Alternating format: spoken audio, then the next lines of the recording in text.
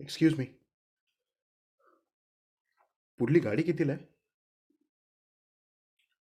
कुठं जायचं तुम्हाला? आपलं बोरीबंदरला. मग प्लॅटफॉर्म चुकलात तुम्ही. बोरीबंदरकडे जाणाऱ्या गाड्या त्या तिकडल्या प्लॅटफॉर्मवरून जातात. असं का? पळा की लवकर, गाडी येईल इतक्यात. नाही, घाई नाही तशी मला. मग कितीला आहे म्हणून कशाला विचारता? सहज. रागावलात वाटतं. निर्लज्ज. रिकाम्या चौकशा करताना वाटत नाही काही? कशासाठी बसलात मगाचपासून इथं? आणि बेशरमपणे माझ्याकडे काय टकलावून पाहतात? काय काम आहे तुमचं इथं? मला मला बोरीबंदरला. इथं माझ्या शेजारी या बाकावर बसून का तुम्ही बोरीबंदरला पोहोचणार आहात? बोरीबंदरला? बरोबर तास झाला तुम्ही या प्लॅटफॉर्मवर माझ्या आसपास घोटाळत आहात. नंतर येऊन या बाकावर माझ्या बाजूला बसलात. बोरीबंदरकडे 1000 गाड्या तेव्हापासून त्या पलीकडल्या प्लॅटफॉर्मवरून गेल्या असतील, पण लक्ष कुठं होतं तुमचं तिकडं? तुमचं लक्ष होतं माझ्याकडे. मवाली, हलकट कुठले? तुम्हाला बोरीबंदरला जायचं होतं तर एकदा तरी समोर नीट डोळे फाडून बघितलं, एकदा तरी कुणाला विचारलं. या बाकावर बसून माझ्याकडे काय बघत होतात? पण पण माझा तसा कोणताच गैरहेतू नव्हता. मग काय हेतू होता तुमचा? बोरीबंदरकडे मला जरूर जायचं होतं. तसा मी जाणारही आहे. त्याआधी मला फक्त तुमची ओळख करून घ्यायची होती. मला तुमच्याशी बोलायचं होतं. कशासाठी? काय जरूर? कोणास ठाऊक. कुणास ठाऊक म्हणजे? प्रत्येक गोष्टीचा खुलासा माणसापाशी असतोच असं नाही. पण जरूर वाटली इतकं खरं. फार जरूर वाटली. काहीतरीच नका बोलू. सरळ उत्तर द्या. तुमचा माझा संबंध काय? काही नाही. पण मन म्हणतं आहे की आहे. फार जुना आहे. डोकं बिकं फिरलंय का तुमचं? छे, मुळीच नाही. पण तुम्हाला तसं वाटलं तर त्यात मला नवल वाटणार नाही. माझं वागणं तसं होत आहे, अगदी कबूल आहे मला. एकच सांगेन, तुम्हाला वाटतो तसा असभ्य मात्र मी खरोखरच नाही. ते दिसतच आहे. तुम्ही काही समजू शकता. कुणाचाही गैरसमज व्हावा असंच मगापासून सगळं घडतंय. आणि वर पुन्हा सभ्यपणाची शेखी मिरवता. हो हो, मी सभ्यच आहे. तर मग जरा सभ्यपणानं वागत जा की. असा असा कुठला मोठा असभ्यपणा केला हो मी? जा हो तुम्ही, चालू लागा. नाहीतर भर प्लॅटफॉर्मवर शोभा होईल हं. मी काय तुम्हाला 4 चौघींसारखी बुळी आणि इष्यबाई वाटले? नाही. तशा वाटला असतात तर कदाचित माझ्या वाट्यानं मी केव्हाच घरी गेलो असतो. तुम्ही मला बोरीबंदरपासून इथं आणलत. मी हो, तुम्ही. मी काय केलं? कसल्या तरी अदृश्य गूढ पाशानं जखडल्यासारखा तुमच्या पाठोपाठ मी इथवर आलो. मूर्ख आहात. मुकाट्यानं आपली वाट सुधारा आणि परत माझ्यासारख्या मुलीच्या वाटेला चाललं तर याद राखा, त्या अदृश्य पाशाच्या गप्पा दुसऱ्या कोणापाशी तरी मारा. समजलं? मी फसणार नाही. ही पहा, बोरीबंदरकडे जाणारी गाडी आली. पळा आणि परत माझ्या वाटेला जाल ना तर चप्पल मारीन. उठा ना, उठा. उठता आहात ना? आओ उठा. नाही, मी उठणार नाही. जाऊ दे ती गाडी. मला तुमच्याशी बोलायचं आहे. काय बोलायचंय? काय हो सभ्य? माझ्या सभ्यपणाचा उल्लेख न करण्याची कृपा कराल का? का? लाज वाटते? नाही, संताप येतो तुमचा. छान. माझ्याशी असभ्यपणाची वागता आहात ते आहातच आणि वर माझाच संताप येतो. वा. पुन्हा सांगतो, असभ्यपणानं वागलो असं म्हणता तो असभ्यपणा तुम्ही मला करायला लावता आहात. मी? हो, तुम्ही मला बोरी बंदर पासून इथपर्यंत ओढत आणलं. तुम्ही मला इथं जखडून ठेवलं. म्हणजे तुमचा तो अदृश्य पाश. नागिणीनं स्वतःच्या विषाची चेष्टा करण्यात काय अर्थ आहे? कोण नागिण? मी केवळ उपमा दिली हो. वा. लेखक पण दिसतं की तुम्ही. काय तुमचं नाव? वि. स. खांडेकर का?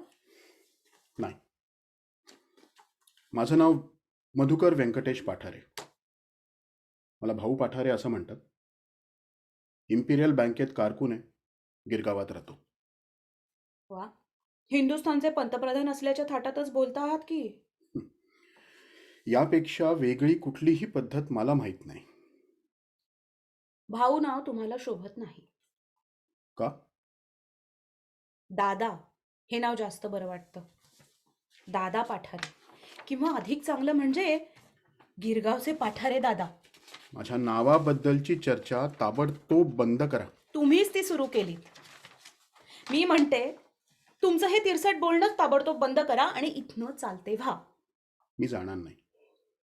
हे स्टेशन काही तुमच्या मालकीचं नाही, सार्वजनिक आहे. तर मग बसा इथं. मीच इथून जाते. तुमच्या पाठोपाठ मी येईन. कुठं? तुम्ही जाल तिथं. माझ्या घरी? तिथं सुद्धा. अहो मार खाल कुणाच्या तरी हातचा. खाईन, पण थोडा देईन सुद्धा. माझ्या पाठोपाठ येऊन तुम्ही काय करणार आहात हो? ते मला माहीत नाही. मग हा सभ्य पाठलाग कशासाठी? तेही मला माहीत नाही. तुम्ही इथंच संधी दिलीत तर मला थोडं बोलायचं आहे. तुमच्याशी बोलायची माझी मुळीच इच्छा नाही. पण माझी आहे. काय बोलायचंय तुम्हाला माझ्याशी? ते असं एकदम कसं सांगू? तर मग अच्छा. मला जास्त वेळ नाही. माझ्यासाठी काढा. काय हो, कोण तुम्ही माझे? मघाचपासून बघतेय एखाद्या सुपिरियर सारखी चढेल आणि उर्मट बडबड करता आहात. अहो, तुमच्या बोलण्याचा सूर नीट नाही, त्याला मी काय करणार? तुम्ही नीट बोला म्हणजे मी नीट बोलेन. नीट बोलण्याच्या इच्छेवरच मी इथवर आलो आहे. म्हणजे माझ्या मागे येण्यात तुमचा हेतू माझ्याशी बोलण्याचा होता? नाही, तसंच नाही. तुमच्याशी थोडंसं बोलण्याची माझी यावेळी फार इच्छा आहे, इतकंच. बर, बोला. काय बोलायचंय तुम्हाला? लवकर आटपा आणि पुन्हा मला पिडू नका. मला तुम्ही मला तुम्ही आज संध्याकाळी बोरी बंदरला ट्रॅममधून उतरताना दिसलात. आणि माझ्यावर तुमचं प्रेम बसलं असंच ना? Love at first sight. मी कधीच अद्याप कुणावरही प्रेम केलेलं नाही. तेव्हा काय झालं ते मला माहीत नाही. प्रेमावर माझा विश्वास नाही. मी फक्त जे झालं ते सांगतोय. मध्ये मला अडवू नका. सांगा. आज संध्याकाळी तुम्ही मला बोरी बंदरला ट्रॅममधून उतरताना दिसलात. वास्तविक त्या विशिष्ट वेळेला फोर्टमधून येणाऱ्या ट्रॅममधून असंख्य माणसं बोरी बंदरला उतरून गाड्या पकडण्यासाठी थव्यानं धावत असतात. त्यात स्त्रिया सुद्धा असंख्य असतात. कधीही माझं लक्ष विशेषतः तिकडे जात नाही. माझ्याच विचारात मी ट्रॅममधून सरळ गिरगावात माझ्या घरी जातो. पण आज तुम्ही दिसलात. हां. आता यापुढे तो अदृश्य पाश येणार असेल. तुम्ही ऐकून घेणार आहात का? बरं, बोला. तर तुम्ही मला दिसलात. तुमच्या खांद्याला लटकणारी पर्स ट्रॅममधून तुम्ही नुकत्याच घाईनं उतरल्यानं हेलकावत होती. केसांच्या 2-4 बटा स्वैर पावसाळी वाऱ्यावर उडत होत्या. हातातली छत्री सावरीत तुम्ही स्टेशनकडं धीम्या गतीनं पावलं टाकू लागलात. तुमच्या चालण्यात डौल होता. डौल अनेक मुलींच्या चालीत असतो, पण तुमचं चालणं वेगळं होतं. तुम्ही अतिशय थकलेल्या असल्या पाहिजेत त्यामुळे तुमची पावलं जड पडत होती. पण त्यातही तुमचा नैसर्गिक रुबाब कायम होता, किंचित वाढलाच होता. एका हातात तुम्ही मिटलेली छत्री धरली होती आणि दुसऱ्या हातानं चिखल उडू नये म्हणून पातळ किंचित वर धरून तुम्ही बोरी बंदरकडे पाठमोऱ्या चालत होतात. एका प्रकारची विलक्षण लय मला तुमच्या प्रत्येक हालचालीत जाणवली. एक प्रकारची जबरदस्त ओढ. असं म्हणजे माझ्या चालण्यावर खुश झालात तर तुम्ही? खुश नाही झालो. कारकून असल्यानं कशावरही खुश झालो तरी मनाशी एकदाच दिलखुलासपणे मस्त असं म्हणून माझ्या मार्गानं पुढे जायची सवय आहे मला. बर, मी बोरीबंदरकडे चालायला लागले. मग काय झालं? तुमचं चालणं मला ओळखीचं वाटलं. म्हणजे कोणासारखं? छे, त्यात कसलंच साम्य मला जाणवलं नाही. कुणाच्याही चालण्याची पुसट सुद्धा आठवण मला तुमच्याकडे पाहताना झाली नाही. तुमचं चालणं मला तुमचंच आणि ओळखीचं वाटलं. कमाल आहे. आहे तर. मीही ते मान्य करतो. पण असंच वाटलं. घाईघाईनं मी ट्रॅममधून खाली उतरलो. तुमच्याच ट्रॅममध्ये होतो. सपाट्यानं चालत गर्दीतून वाट काढत तुमच्या अगदी जवळ आलो. तुम्ही इंडिकेटरवर गाडी बघत होता. मला वाटलं मला वाटलं तुम्हाला हाक मारावी. कुठल्या नावानं? कुठल्याच नाही.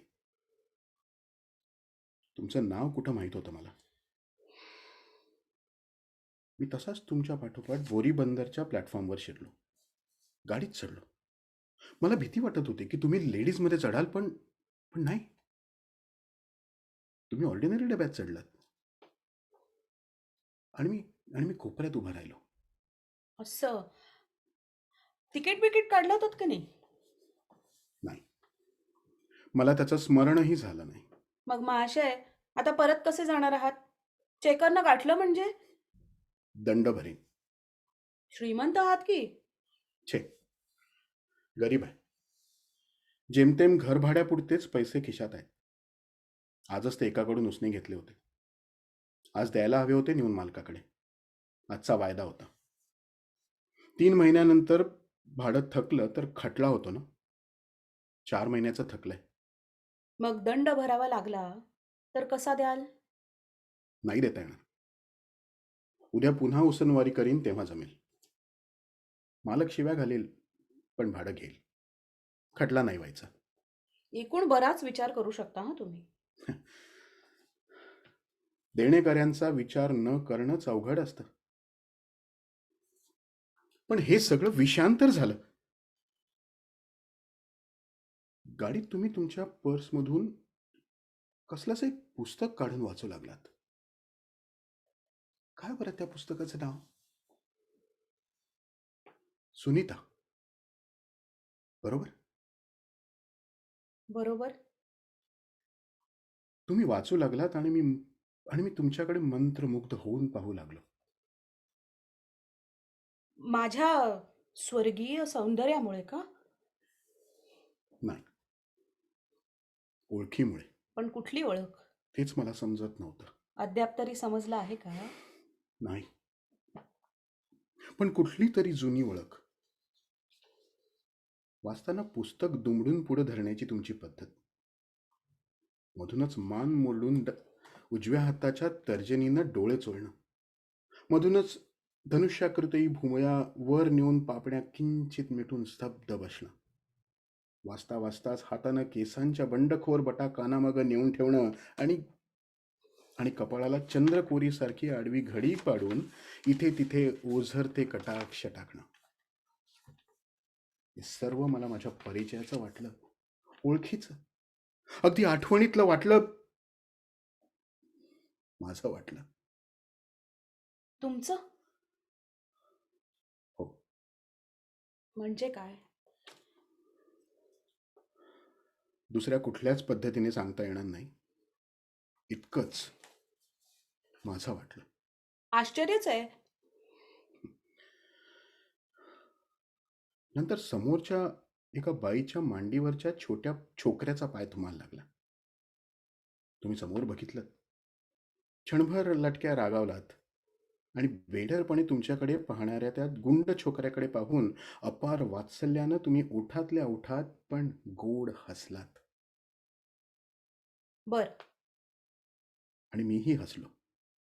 तुम्ही का हसलात? कुणास ठाऊक, माझ्या ओठावर हसू स्फुरलं आणि पुन्हा वाटलं की तुम्हाला मोठ्यानं हाक मारावी. ओठ हल्ले इतकंच हाक उमटली नाही. तुमचं नाव मला माहीत नव्हतं. पण असं वाटतं की प्रयत्न केला असता तर तर तेव्हा ते ओठातून नक्की उमटलं असतं. उमटलं असतं? हो. ते कसं? कुणास ठाऊक, मला आपलं वाटतं. तुम्हाला सगळंच मोठं विचित्र वाटतंय. हो. अहो, तुम्हाला वाटतंय त्याहूनही मला हे माझं वाटणं खूप विचित्र वाटतंय. Strange, really strange. हां, मी त्या मुलाकडे बघून हसले, मग तुम्ही हसलात. मग पुढं काय झालं? पुढं पुढं माटुंगा गेलं. बाहेर पावसाची जोराची सर आली. तुम्ही बसला होता तिथल्या जवळच्या उघड्या खिडकीच्या कडेवर पावसाचं पाणी प्रथम हळूहळू आणि नंतर जोरानं ठिपकू लागलं. तुमच्या अंगावर, चेहऱ्यावर पाण्याचे तुषार उडू लागले. तुम्ही तुम्ही त्या तुषारांनी काहीशा फुललात. तुमच्या मुद्रेवरचा थकवा किंचित काल पार पळाला. तुषार चुकवण्यासाठी किंचित मागं वळून तुम्ही उजव्या हाताचा पंजा चेहऱ्यापुढे धरलात. तुषारांना जणू तुम्ही म्हणत होतात की, नका रे बाबांनो मला भिजवू. कवी आहात की. मी कवी नाही. बघितलं तेच सांगतोय. काव्य तुमच्या मुद्रेवर होतं. कोणीतरी माझ्या जवळच गुणगुणलं, ना मारो पिचकारी. असं? ते तुम्हीच नव्हतात ना? नव्हतं. तुमच्याकडे केवळ पाहण्यातच मी स्वतःला विसरलो होतो. जुनी ओळख पटवून घेण्यात पंचप्राण गुंतले होते. सगळं भान हरपलं होतं. मग मग कुठंतरी अस्पष्ट वाटलं. ती खिडकी बंद करून घेतली पाहिजे ही जाणीव वाढू लागली. मी स्वतःला म्हणत होतो, पुढं हो, पुढं हो, ती खिडकी बंद कर, तुझं कर्तव्य आहे. मग का बंद करून दिली नाहीत खिडकी? तुम्हाला त्या तशा स्थितीत खूप पाहावं असंही मला वाटत होतं. मनातली कुठली तरी जुनी कवाडं प्रदीर्घ कालानंतर नव्यानं उघडत होती. नवा प्रकाश आत शिरत होता.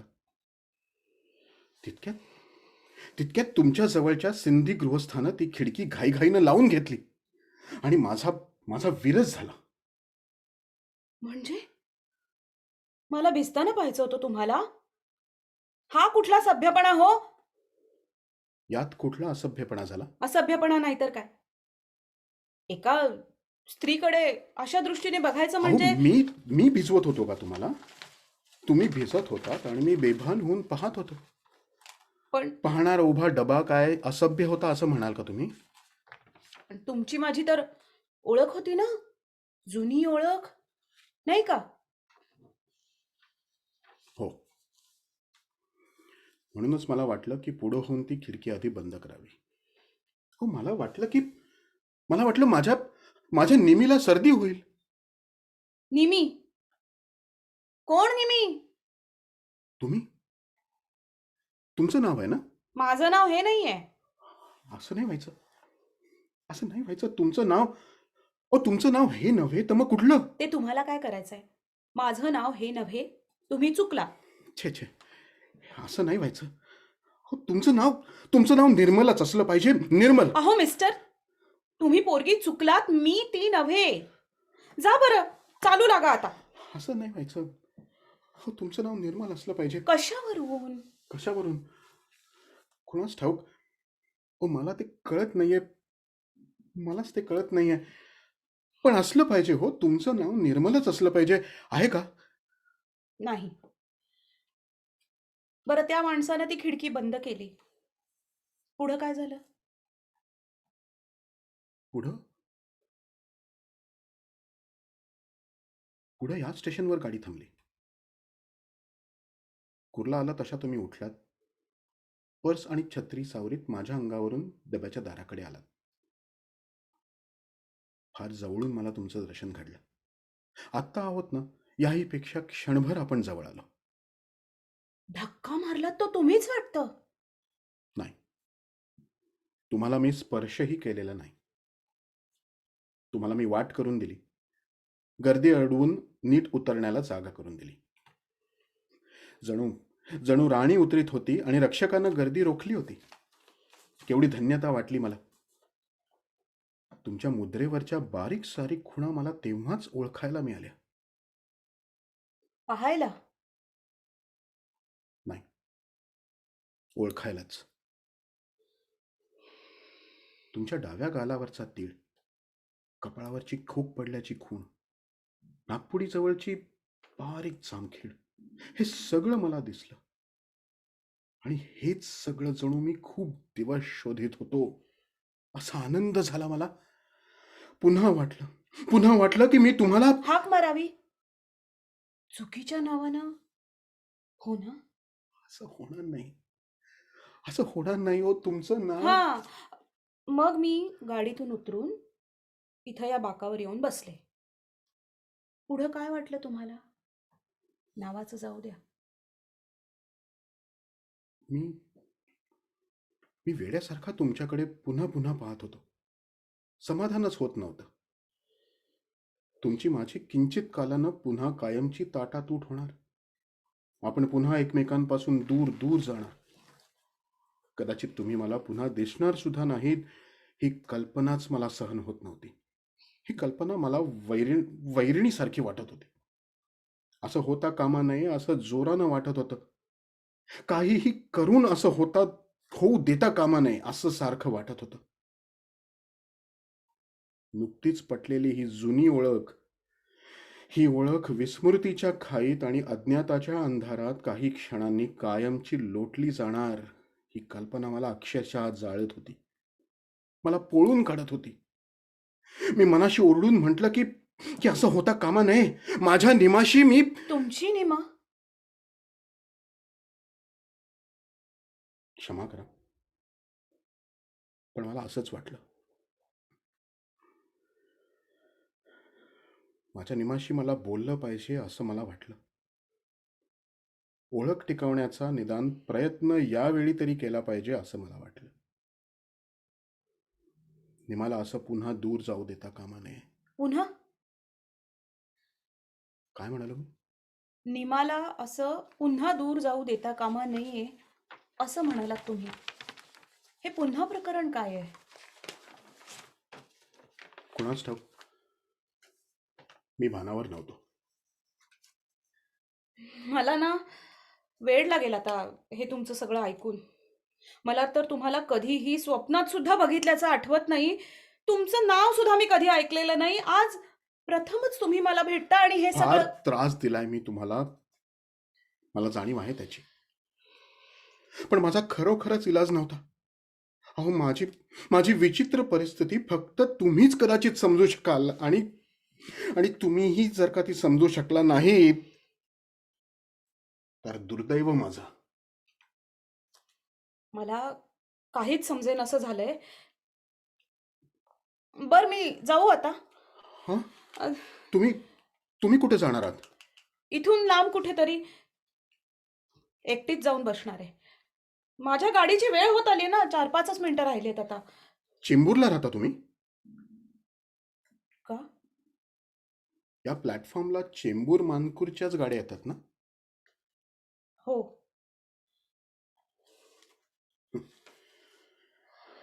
माझा सहवास तुम्हाला फार असह्य झालेला दिसतोय. 4-5 मिनिटांपुरतं सुद्धा तुम्हाला इथून दूर जावंसं वाटतंय. त्यामुळे दोन्ही पक्षी बराच मनस्ताप कमी होईल अशी कल्पना आहे माझी. तो कसा? तुमच्या मनातून यापुढे मला जे काही विचारायचं आहे ते तुम्ही मला विचारायच्या आत मला इथून दूर निघून गेलं पाहिजे. नाहीसं झालं पाहिजे. का? ते तुम्हाला आवडण्यासारखं नाही, की तुमच्याकडे त्याचं उत्तर नाही? तुमचं समाधान होईल असं उत्तर नाही. मग त्यात तुम्हाला मनस्ताप कसा काय होईल? क्षणभर असं समजा हं, की हे उत्तर मलाही अप्रिय आहे. तुमच्या इच्छेप्रमाणे आपला सहवास यापुढे थोडासा देखील वाढू शकणार नाही. समजलं? मी तो वाढू देणार नाही. तो संपलाच पाहिजे. कायमचा संपला पाहिजे. हीच तुमची आणि माझी अखेरची भेट. कृपा करून पुन्हा मला कधीही भेटू नका. माझ्याशी बोलण्याचा प्रयत्न सुद्धा करू नका. मी ओळख सुद्धा देणार नाही. मी क्रूरपणानं तुमच्याशी वागेन, तुम्हाला धुडकावीन. तुमचा अपमान होईल माझ्या हातून. कळलं? मला विसरून जा. कारण कळेल का मला? नाही. सांगितलं तरी ते तुम्हाला समजायचं नाही. इतकं कठीण आहे? तुम्हाला पटायचं नाही असं म्हणायचंय मला. ते कुणालाच पटणार नाही. ही पहा, आलीच माझी गाडी. मी निघते. अच्छा. एक मिनिट. काय? आपली शेवटचीच गाठ भेट, होय ना? गाडी सुटायला अद्याप किंचित अवकाश आहे. तेवढ्यात मला मला कारण सांगा. मी ते पटवून घेण्याचा प्रामाणिक प्रयत्न करीन. पण ते पटणारच नाही तुम्हाला. आजवर कुणालाच ते पटलेलं नाहीये. पण मला सांगा, मला ते पटेल. फिरून मी तुम्हाला कधीही त्रास देणार नाही.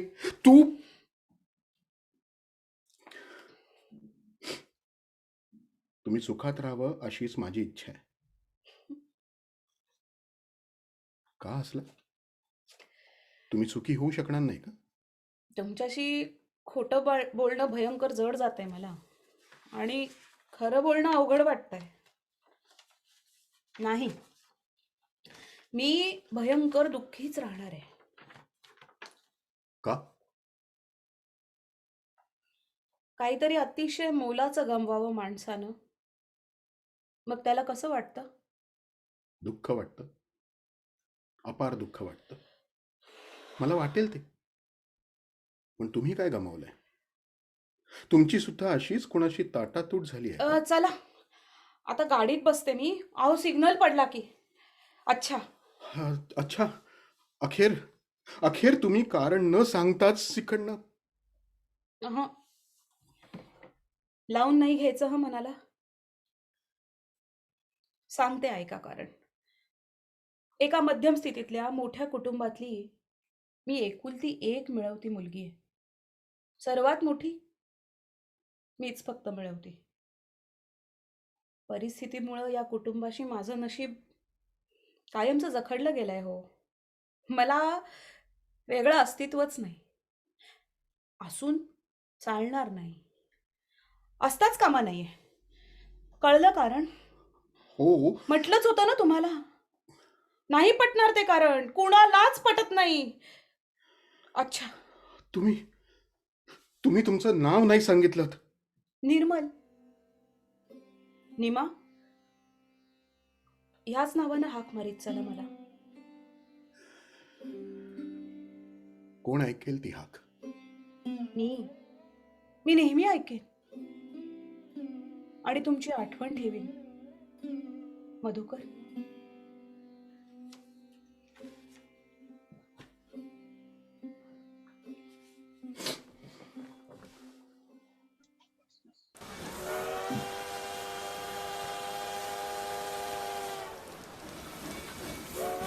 एक्सक्यूज मी, पुढची गाडी कितीला आहे?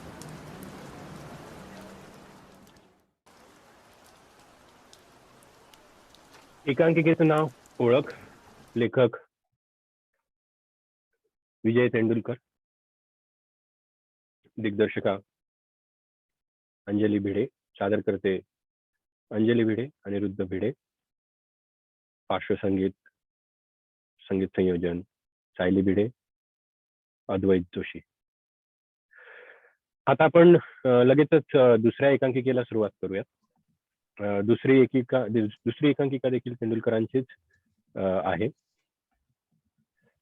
एकांकिकेचं नाव आहे मादी आणि आज दिग्दर्शन केलेलं आहे जयप्रकाश चिपलकट्टी यांनी. कला सादर करीत आहे एकांकिका मादी.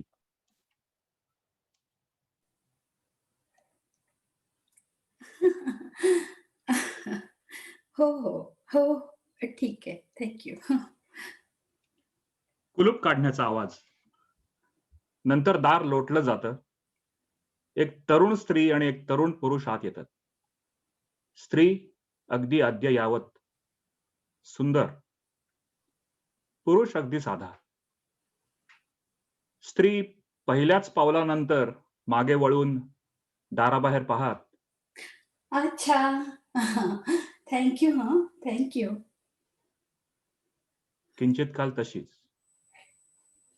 तो तिच्या मागे पाहत उभा आणि मग दोघे एकमेकांकडे पाहत.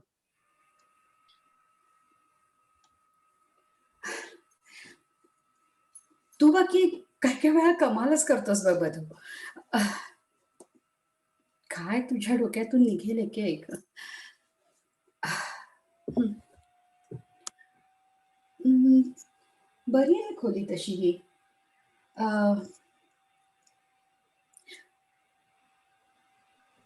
तशी माणसात पण आहे आणि नाही, म्हणजे काही काही खोल्यांमध्ये बघ असा एकटे एकटेपणा वाटतो.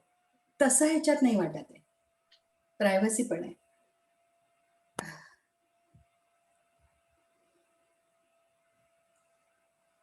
बोलणार आहे काहीतरी. हो, बोलतो ना.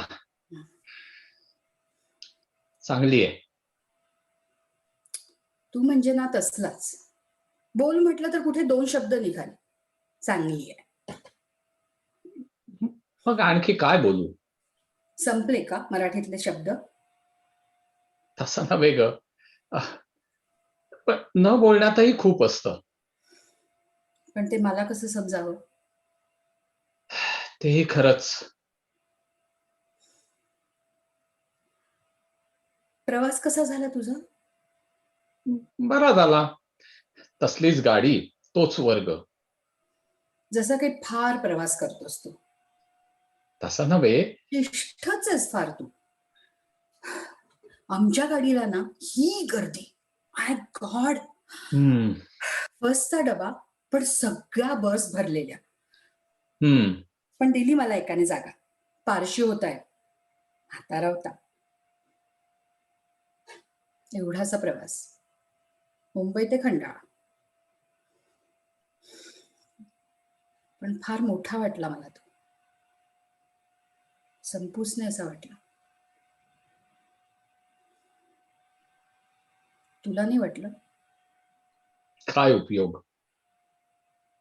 तुला म्हणजे ना नेहमी व्यवहाराचा प्रश्न. काय उपयोग? नाहीतरी सगळ्यांचाच हा प्रश्न असतो. कुणाचं? लोक कल्पनेत सुद्धा मजा मानतात. बाकी पुष्कळचं सुख कल्पनेतलंच असतं हे मात्र खरं. नाहीतरी असतंच. हो ना. नाहीतर एरवी सुखी व्हायचंच नाही कोणी. हम्म. झालाच पुन्हा पारवा. लागलाच घुमायला. बोलतो तर आहे. खरं म्हणजे तू बोल म्हणून ऐकतोय मी. बोलायचं नसतं ना म्हणून ऐकतोस. तसं म्हण पाहिजे तर. फार बदललास तू. हो. कुठे एका वेळी 10 पानं प्रेमपत्र लिहिणारा तू आणि कुठे. मला सुद्धा नवल वाटतं. पण मग कधी नवल वाटतही नाही. सगळं साहजिकच होतं. असं म्हणून समाधान मानायचं. जमल्यास. पण आता जमायला लागलंय मला ते. तेच बिघडलंय.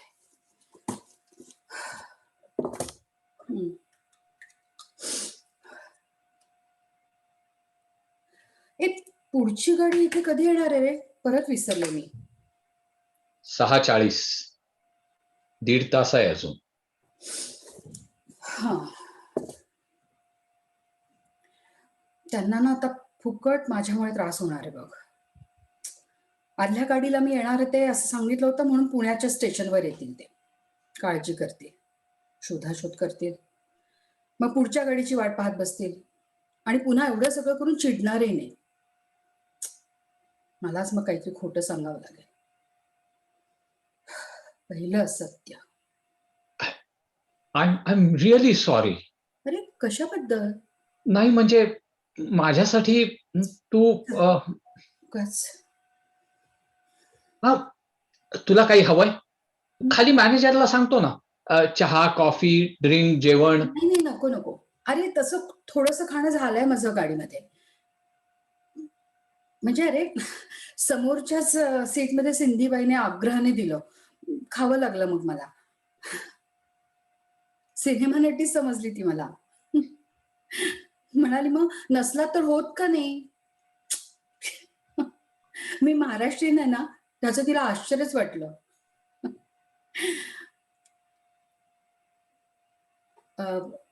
पण तुझं जेवण झालंय ना? नाही म्हणजे वाटेत काही रिफ्रेशमेंट्स वगैरे घेतल्या असल्यास तर. नाही झालं हो ना? जाऊ दे.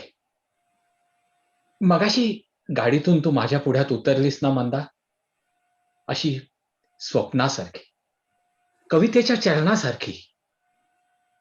मग काही नाही, आठवणी आल्या. मला सुद्धा. उरलेलं निम्म सुख आठवणीत असतं. हं? नाही, निम्म सुख कल्पनेत आणि उरलेलं निम्म आठवणीत असतं असं म्हटलं मी. लेखक ना तू. कुठे? आहेसच. लिहायचं बंद झालं असलंस तरी लिहिशील. कशावर लिहू? का? खूप लिहिण्यासारखं आहे. तुझ्यापाशी. मी कोरा आहे. काही नाही. खूप सुचेल तुला. खूप लिहिशील. खूप खूप मोठा होशील बघ तू. पुरे ना आता मंदा. रजा किती दिवसाची घेतलीयस? घेतली आहे महिन्याची, पण वाढवीन. त्यांची इच्छा असली तर नोकरीच सोडू. हो. सोडायला हवी मग. नको होती तेव्हा धरावी लागली. आता हवीशी वाटायला लागली तर सोडावी लागणार. खरं पाहता तर आता यानंतरच तर खरे माझे प्रॉस्पेक्ट सुरू होत आहेत. I am really sorry Manda. I कशाबद्दल? नाही म्हणजे मी माझ्या सगळ्याच बद्दल झालं, त्या सगळ्याबद्दल. काहीतरीच. कदाचित मीच तुझी क्षमा मागायला हवी असेल कदाचित. नाही नाही. मला मला कल्पना आहे रे तुला काय वाटते त्याचे. तसं काही नाही. मी ओव्हरकम करीन ते. जरा वेळाने म्हणा, सवयीनं, विचाराने. कर. माझा इलाज उरला नाही बघ. आटोकाट प्रयत्न केला मी. मनापासून केला. गेला महिनाभर. तसं म्हटलं तर गेले 6 महिने तरी. तुझ्यापाशी बोलले उशिरा, पण गेले 6 महिने मनात वैऱ्यासारखा फिरत होता तो निर्णय. तो कडू जहर निर्णय. जवळ आला की दूर लोटायची मी. पाठ फिरवायची. डोळे खट्ट मिटून घ्यायची. पण आपल्या अनाशक्तांना, स्वप्नांना, बेतांना झटायची रे मी. सुरुवातीच्या दिवसात लपवून घेत असायची मी स्वतःला. फार फार त्रास व्हायचा. तरीही तो वैरी दिसायचाच, बोलायचा. मन उलटून ना भलतंच काहीतरी मी करीन असं सारखं वाटायचं मला. माझीच भीती वाटायला लागली होती मला. कसलीच खात्री वाटेना. मलाच नवखी व्हायला लागले होते मी. आणि आणि परत हे सगळं कशासाठी ना? कशासाठी ओढ-गस्त? कशासाठी ही काच, कुतर ओढ कशासाठी? what's the aim after all? What's there to achieve? I mean, I-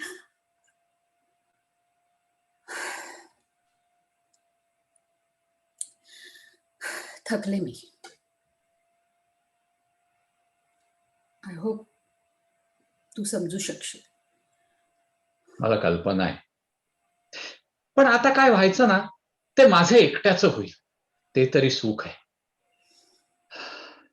ही ही आपली अखेरची भेट ठरवताना द्विधा होते मी. एकदा वाटायचं खूप खूप काही स्पष्ट करायचं राहिलंय तुझ्यापाशी.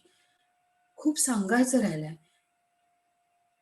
पण मग वाटायचं काय? आणखी काय?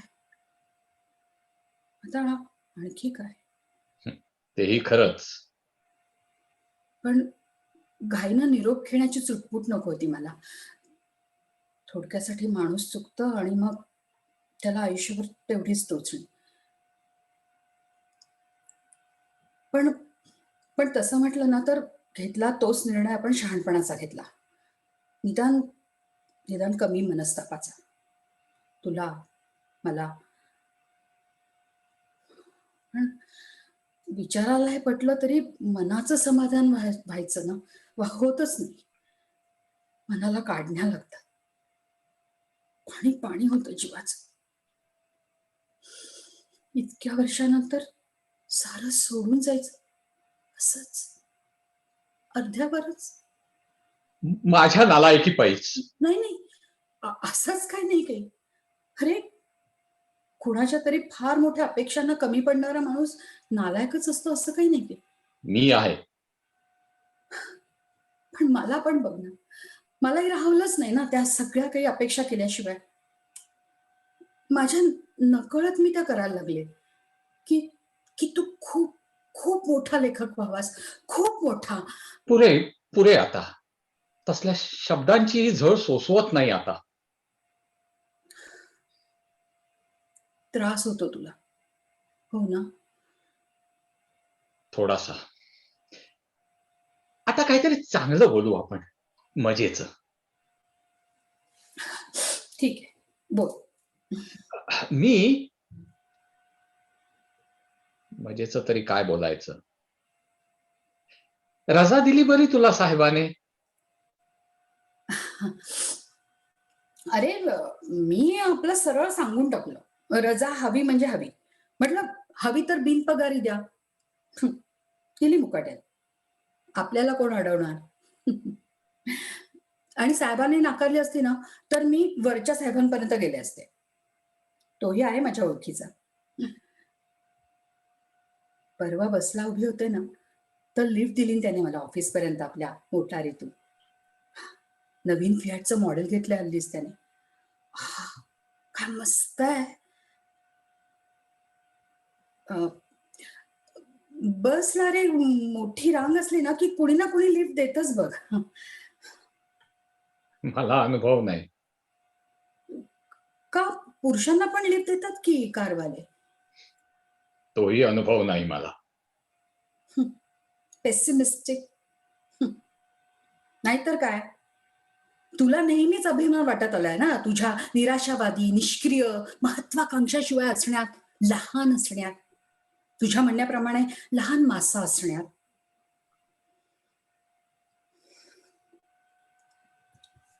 खरंच. आणि तू किती दिवसांची रजा घेतलीस? मी ठरवलं नाही अद्याप. कॅज्युअल घेऊनच आलोय मी. उद्या पुन्हा रुजू होईल. उद्याच? हो. रजा घेऊन तरी दुसरं काय करायचं. त्यापेक्षा रुजू झालं की तो प्रश्न नाही. कदाचित काम, खूप काम, हीच रजा वाटेल मला. अंदाज आपला. हे बघ, कुठल्याही परिस्थितीत फार त्रास करून घेता कामा नयेस तू. तुझ्याकडून अजूनही फार फार अपेक्षा आहेत बघ माझ्या. हो. लांब असले, कुठेही असले तरी तुला सुखी, खूप खूप मोठा झालेला पाहून सुखावेन रे मी. सगळी मरण सुखानं मरेन मी. पण माझं काय? मोठेपणात खरंच सुख नाही वाटत तुला? नाही. अंगचा असेल त्यालाच पेलतो तो. अरे मोठा आहेस तू. नाही, फार क्षुद्र आहे मी, फार सामान्य, 4 चौघांसारखा. तुलाही पटलंय ते आता 4 वर्षात आम्ही सतत माझी केविलवाणी निष्फळ वळवळ बघून. मग फसवणूक कुणाची? कशाला? हवा हवा छान आहे ना इथली, थंड. हो, खरंच छान आहे. पण ऐन थंडीत काय होत असेल ना इथे? गारठायला कुडकुडायला होत असेल. ही ही छान हवा सुद्धा असह्य होत असेल मग तेव्हा. नकोशी वाटत असेल. तेही नैसर्गिकच. नैसर्गिक. वीट येतो सगळ्याचा. एक विचारू का? परवानगी मागतोयस? हो. दिलीये मी तुला. काही विचारण्याची, कसंही वागण्याची. आणखी 1.5 तास आहे. 1 तास. Thank you. Mention not. अरे काय चालवलंयस तू हे? हा, जखम सरते रे अशाने. ऊर मोठा आहे माझा. आणि मला काय काहीच होत नाहीये. मला काय बरं वाटतंय का होतंय सगळ्यांनी? मला काय आनंद होतोय? असं नाही म्हटलं मी. असं नाही म्हटलं. अप्पल पोट आहेस. दुःख बोलून दाखवता येत नाही आम्हा बायकांना. ते सोसतात एवढं येतं. आणि एखाद्याला काहीच येत नाही. कुक्कुलं बाळ आहेस तू म्हणजे. तुझी फार काळजी वाटते बघ मला. भोळा भाबडा, सरळ मनाचा आणि अगदी अव्यवहारी मुलगा आहेस बघ तू. काही काही वेळा तर हट्टी आहेस. कितीतरी वेळा मी तुला सांगत आलीये, पण ऐकलं नाहीस. तुझ्याच मार्गाने जात राहिलास. माझा विचारही केला नाहीस तू. मी मागे पडले. वाटलं तर मी पुढे गेले असं म्हणू आपण. सारखंच ते. पुन्हा कधीही बरोबर येणार नाही इतके दूर झालो आपण. तुला काटेच हवे आणि मला फुलं. फुलंच वेचायला शिकली अरे मी. काटा पाहूनही डोळे पाणवतात माझे. जीव कासावीस होतो माझा. पण पण त्यांना मी तरी काय करू? सांग ना, काय करू मी? मी मी तरी काय सांगू? फुलं कशी वेचतात तेच समजलेलं नाही मला. ती असतात तशी का असतात तेही समजत नाही. कशालाच इलाज नाही. सगळं अखेर मान्य करायलाच हवं. आणि मला मान्य आहे. माझं काहीच म्हणणं नाही. पाऊल जड होतं. दूर जाऊच नाही असं वाटतं. दूर जाऊच नाही. मागली मागली सगळी वर्ष पुन्हा पुन्हा आठवतात. विशेषतः त्यातली आरंभाची. त्यातले अनेक प्रसंग, कितीतरी शब्द, केवढी तरी स्तब्धता, क्षण, एक-एक. खोटं होतं ते. पण ते होतं. आणि ते होतं हेच फार वाईट आहे. हेच भयंकर आहे. ते असायला नको होतं. काहीच घडायला नको होतं. केव्हाही. आता आता माझं काहीच म्हणणं नाही. आणि म्हटलं तरी त्यातही काही अर्थ नसेल. नाहीच.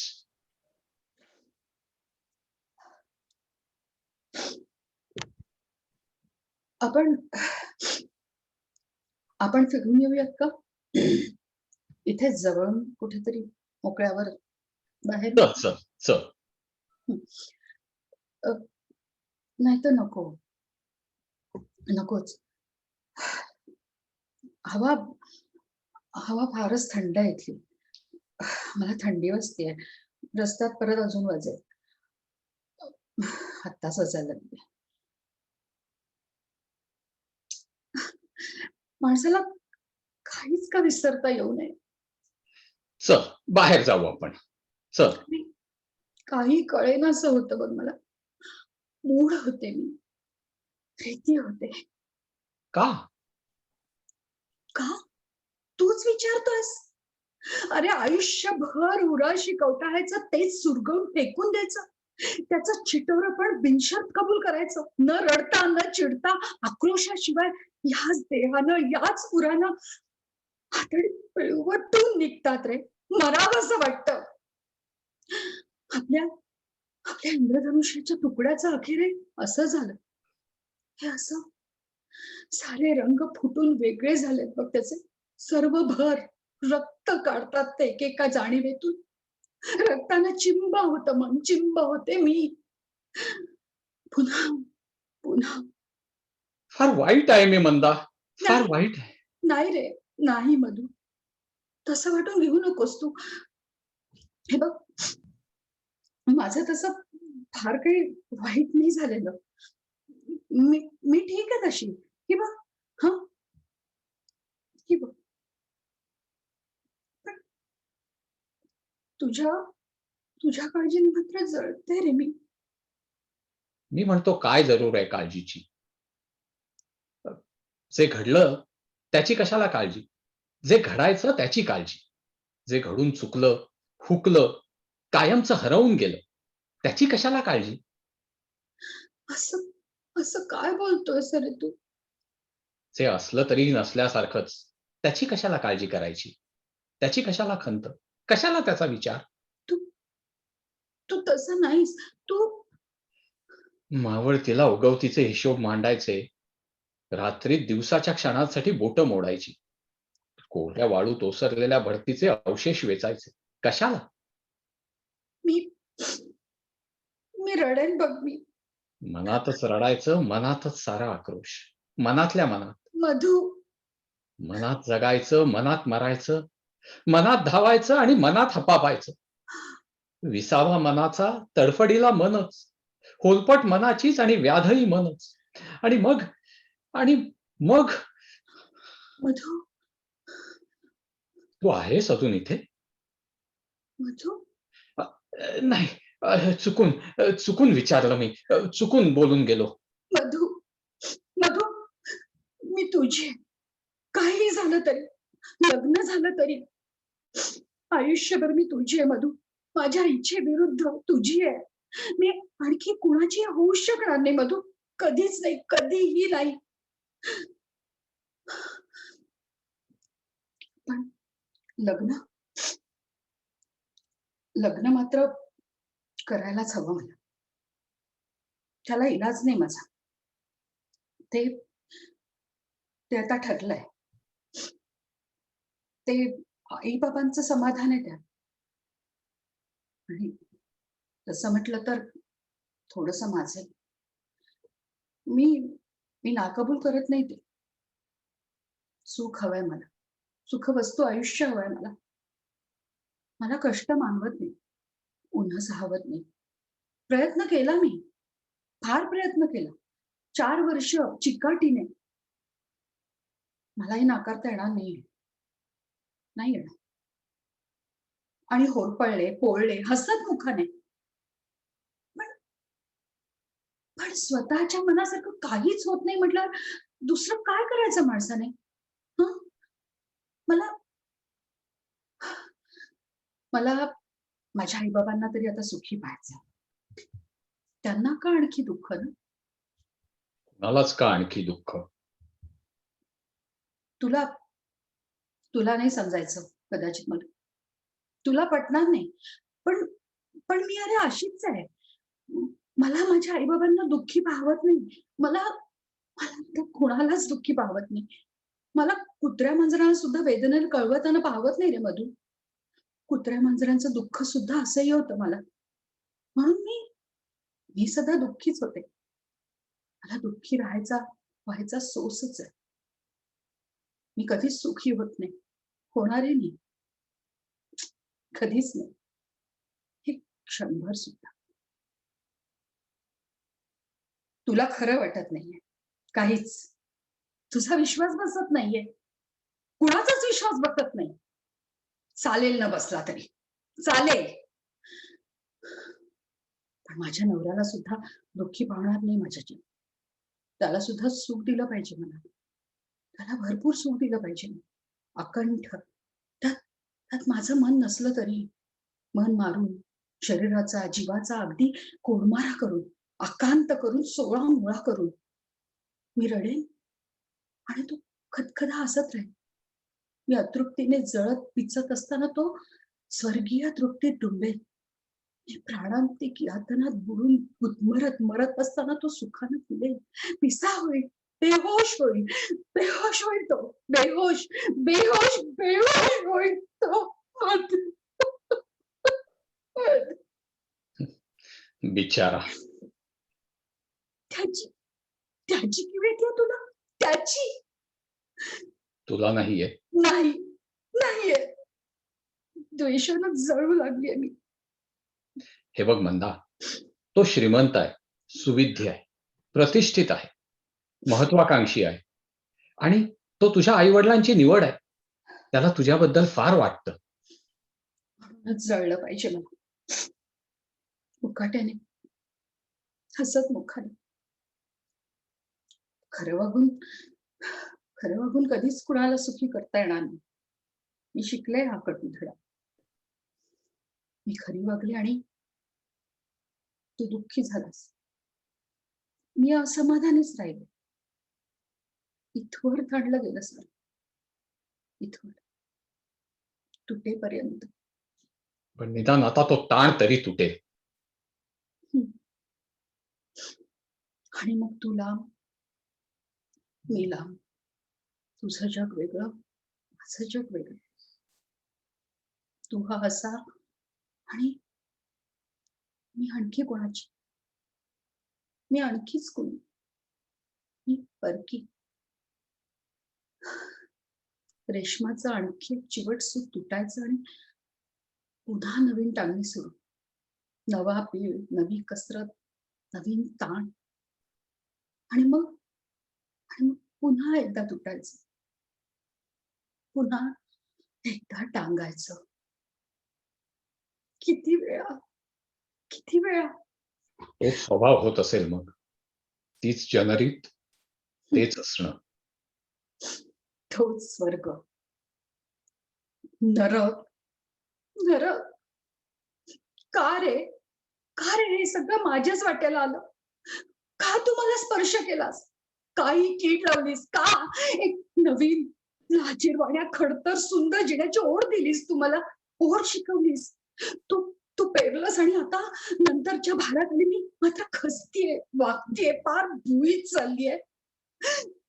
नाही नाही नाही मधू, मला तूच हवायस. मला दुसरं काहीच चालणार नाही. मला तू हवास मधू. मी आणखी कुठल्याच मातीत जगू शकणार नाही. मी आणखी कसल्या छायेत तगू शकणार नाही. मला तू हवास. मला तू हवास आणि आणि सारंच हवं. श्रीमंती हवी, वैभव हवं, महत्वाकांक्षा हवी, कर्तृत्व हवं, गती हवी, उंची हवी आणि पण तूही हवास. तूही हवास. ऐकलंस मधू, ऐकलंस. मला तूही हवास. काय वाटेल ते झालं तरी. मी कोणाचाच नाही. मी काहीच नाही. मी काहीच नाही. मी वातावरण आहे, परिस्थिती आहे. मी कारण, निमित्त, टप्पा. पण आणखी मी काही नाही. मला वेगळं अस्तित्व नाही. ना रंग, ना रूप, ना उंची. मला चौकट नाही. तू मला चौकटीत हवास. तू मला रंगात हवास, उंचीत हवास आणि तूच हवास. तूच तूच तूच कसाही तूच हवास मधू. म्हणता मला यातलं काहीच शक्य नाही. मला यातलं काहीच जमणार नाही. हे सारं माझं नव्हे. मी याचा नव्हे. जग जाहीर झालंय ते आता. मंजूर झालंय. मीच ते सांगून टाकलंय आणि मी ते स्वीकारलंही आहे. मग का हा छळवाद. छळवाद. नाही नाही, काहीतरीच बोललो मी. काहीतरीच बोललो. काहीतरीच उद्वेग होता तो माझा, उद्वेग माझ्याबद्दलचाच. काय करू सांग मी मधू? कशी कुठे जाऊ मी? अरे कुठे पाहू? स्वतःला कुठे ठेवू? कुठे लपवू? कुठे नाही शिवू? मला मला नको लोटूस मधू, मला नको लोटूस. मी नाही उडी घेत. हे बघ, काय वाटेल ते होऊ देत, पण मला मला तुझा आधार हवाय. दुबळा असला तरी चालेल, खुरटा असला तरी चालेल, पण पण मला तूच हवायस मधू. मधू, मी कायमची तुझी आहे रे. मी फक्त तुझीच आहे. घे घे मला जवळ घे, मला जवळ घे मधू. मला मला कुठेही नाही जायचं. मला नाही डोळे उघडायचे, मला नाही काही पाहायचं. मला नकोय ती श्रीमंती, मला नको सुखवस्तूपणा. छिक, चौकट नको, उंची नको, गती नको, मला काही नको बघ. मी दारिद्र्यात राहीन, अर्धपोटी राहीन, लखतरं देईन, भीक सुद्धा मागेन, रस्त्याने गाडी म्हणत फिरेन तुझ्या बरोबर. मी रस्त्याकडेला झोपीन. खरंच खरंच सांगते, धुळीत गाडीत अगदी निमूट मुकाट्याने. पण पण तू हवास मला मधू, मला तूच हवायस. मला आंधळेपण हवंय, मला काळोख हवाय. मी चुकले का रे मधू? मी वाईट आहे का रे मधू? मी फार वाईट, मी फार वाईट आहे. पण मी तुझी आहे, कल्पांतापर्यंत, अगदी अनंत काळपर्यंत. अनंत बरं वाटलं का तुला?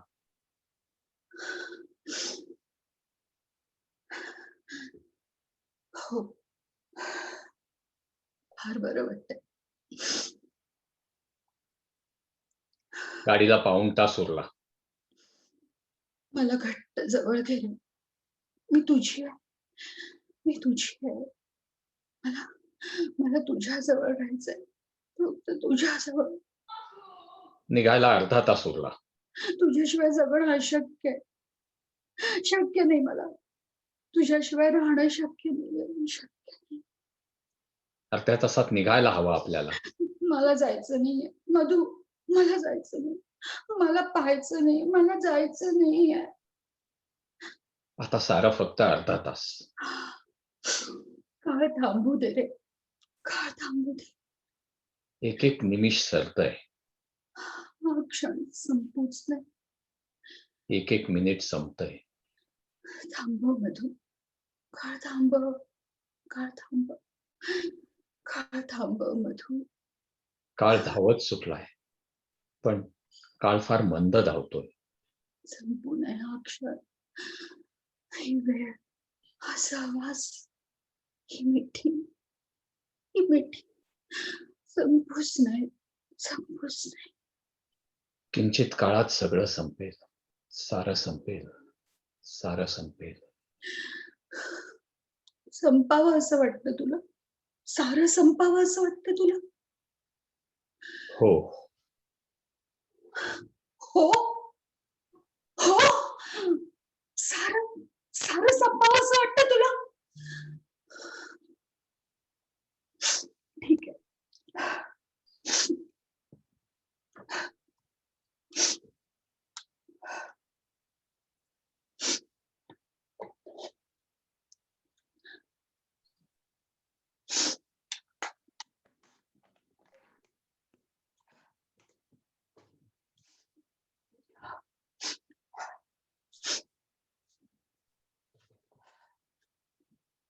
चल, निघायला हवं आपल्याला.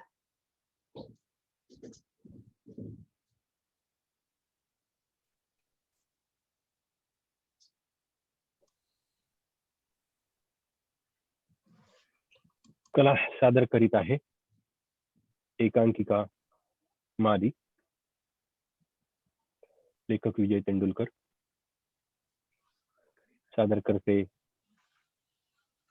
शेखर साखळकर, सायली आपटे आणि दिग्दर्शक जयप्रकाश चिपलकट्टी. धन्यवाद. मी दोन्ही एकांकिकेच्या कलाकारांना विनंती करतो की त्यांनी आपापले व्हिडिओ ऑन करावे आणि आपल्या टीमची ओळख करून द्यावी. व्हिडिओज आणि ऑडिओज तर आहेच तुमच्याकडे. अवधूत, आमचा व्हिडिओ तुला हे करावा लागेल. केलंय मी. जयप्रकाश.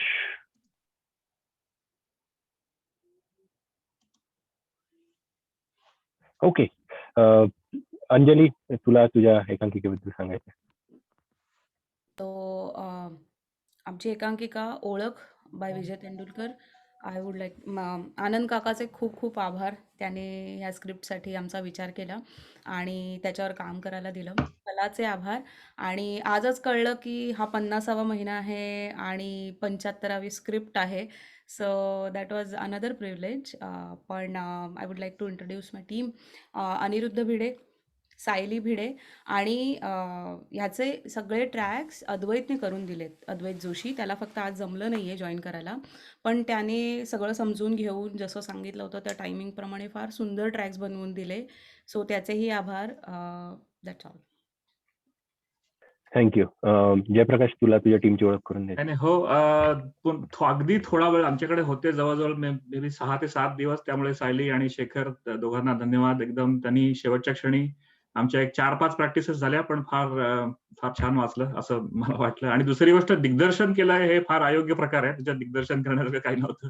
तर मी ते दोघंही तेवढेच समर्थ कलाकार आहेत आणि आम्ही फक्त ते चांगल्या पद्धतीने वाचायचं, ती त्यांची व्यक्तिमत्व कशी आहेत हे पूर्णपणे समजून घेऊन ते जेवढं जास्त भिनवता येईल तेवढं भिनवून ती वाचायची चांगल्या पद्धतीने, असंच ठरवलं होतं. त्याच्यामुळे बाकी त्याच्यात तांत्रिक गोष्टी काही आम्ही फार प्रयत्न, तसा आम्हाला त्याच्यात फार गती नाही आणि ते तसा प्रयत्न केला नाही. त्याच्यामुळे फक्त एक बॅकग्राऊंड ठेवली होती आणि ती अतिशय फार अशी त्याच्यात तीव्र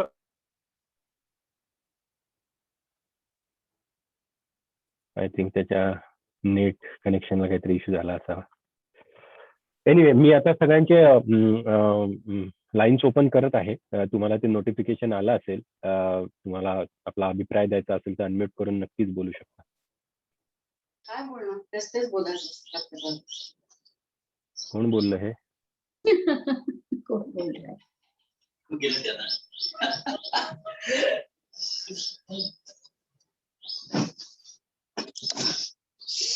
कोणीतरी आमच्या पूर्ण 50 इव्हेंट्स अटेंड केलेले दिसतात, त्यामुळे ते म्हणतात की काय बोलणार. थँक्यू. आम्ही will take it as a compliment. नाही, मला अनिरुद्ध आणि यांचं दोघांचं खूपच आवडलं. खूप म्हणजे खूपच आवडलं. त्यांनी पेस चांगला ठेवला होता. दोघांचं व्हेरिएशन छान होतं. अंजली तर छोट्या छोट्या जागा खूप छान घेत होती, त्या मला खूपच, आणि बॅकग्राऊंड आणि हे सगळं खूप जमून आलं होतं. भट्टी जमून आली होती थोडक्यात, असं मला वाटलं. थँक्यू. खूपच छान. थँक्यू. तुम्ही बऱ्याचदा वाचलं होतं तसं वाटत होतं, कारण की स्क्रिप्टकडे फार कमी वेळा बघायला लागायचं आणि त्यामुळे तुम्ही ते रिस्पॉन्सेस देऊ शकत होतात एकमेकांना. त्यांनी ते भरलं जातं छोट्या छोट्या गोष्टींनी. त्यामुळे ते जाणवत होतं की तुम्हाला माहिती होतं की पुढे काय येणार आहे आणि काय डायलॉग आहे आपला. त्या दृष्टीने खूपच इफेक्टिव्ह झालं ते त्यामुळे.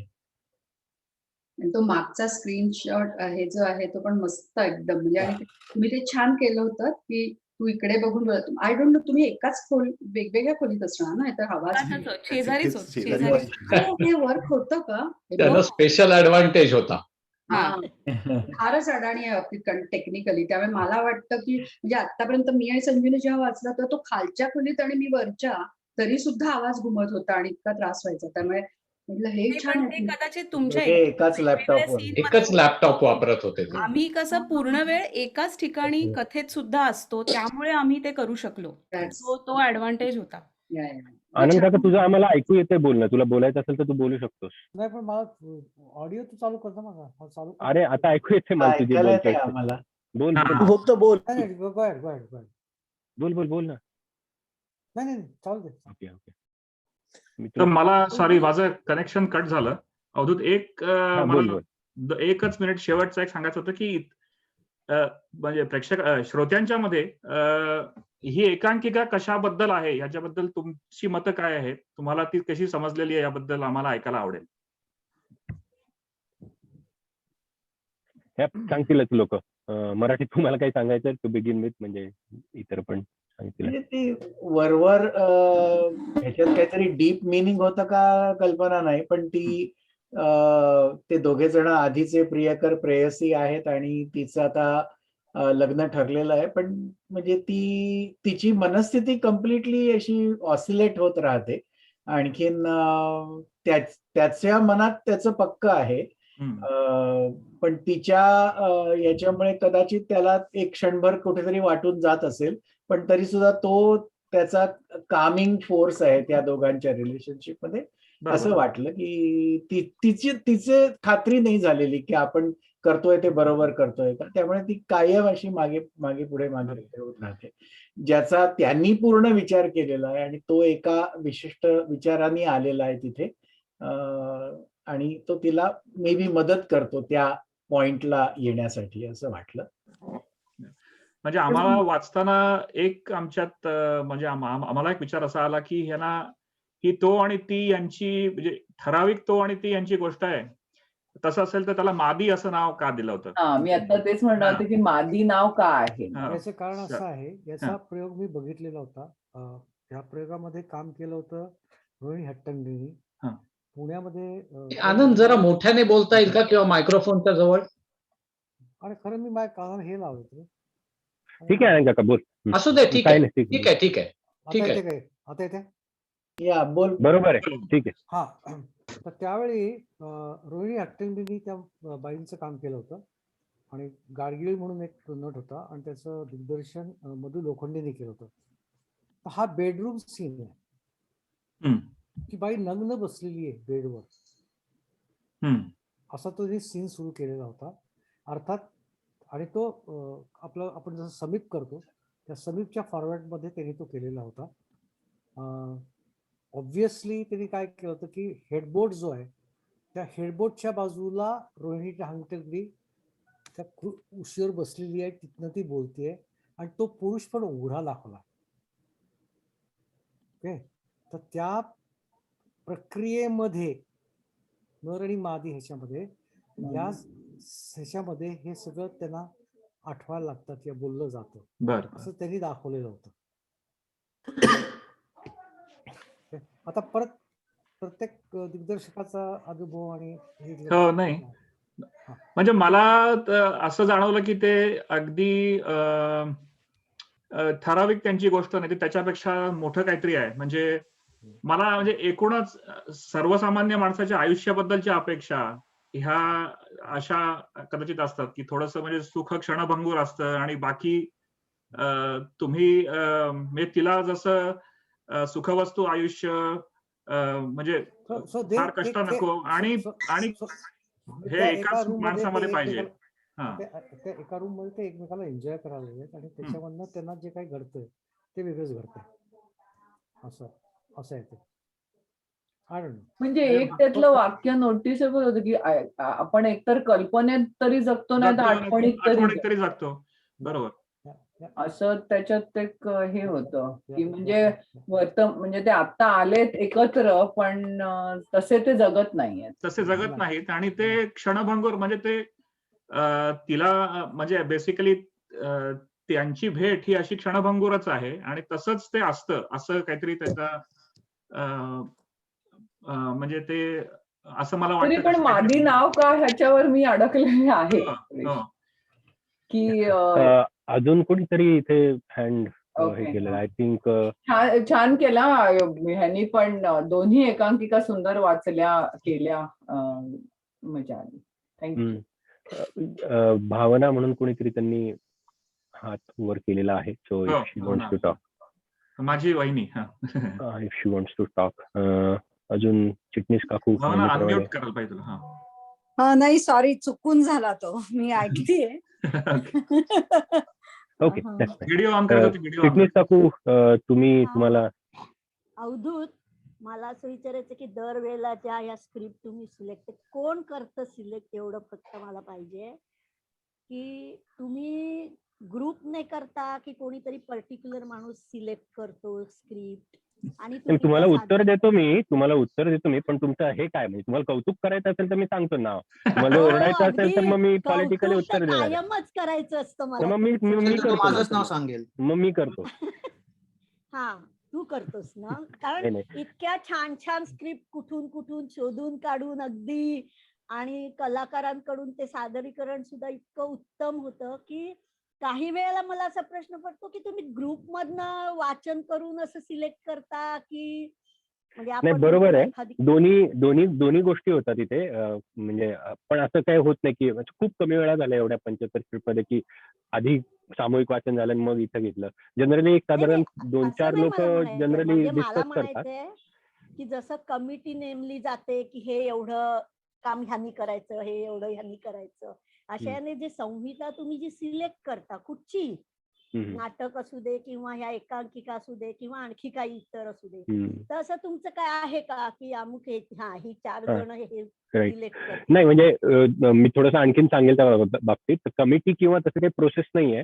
आता होतं असं की कुठल्याही संस्थेत होतं तसं काही पर्टिक्युलर लोकांकडे एक जबाबदारी आल्यावर त्यांना ती पुढे चालवायला लागते. त्या दृष्टिकोनातून काही लोक आहेत की जे रेग्युलरली याविषयी बोलतात वगैरे. पण आमचा अप्रोच नेहमी असा असतो की anybody can give any script. So most of the script अशा आल्या आहेत की अरे अवधूत ही स्क्रिप्ट चांगली आहे, ही आम्हाला वाचायची इच्छा आहे. तर तिचं आम्ही एक जनरल स्क्रुटिनी करतो. कारण बऱ्याचदा असं झालं की अगदीच बेसिक स्क्रिप्ट पण आलेल्या आहेत किंवा ज्या रिडिंगच्या फॉर्मॅटला योग्य नाही आहेत अशा पण आलेल्या आहेत. त्यामुळे त्या स्क्रिप्ट मग आम्ही 4-5 जण हे करतो, रिव्ह्यू करतो आणि इदर वी म्हणजे ते अगदीच रेअर होतं. आतापर्यंत 75 स्क्रिप्ट झाल्या तर आय वुड से की 10 स्क्रिप्ट असं झालं असेल टोटल याच्यापर्यंत आलेलं की मी अजून एक 5 जणांचं ओपिनियन घेतलं, अरे तुम्हाला वाटतं का? कारण कसं होतं काकू, आपला जेव्हा इन पर्सन इव्हेंट असतो, जेव्हा माझ्या घरी भेटतात वगैरे सगळे, तेव्हा लोक खूप जास्त जवळ असतात.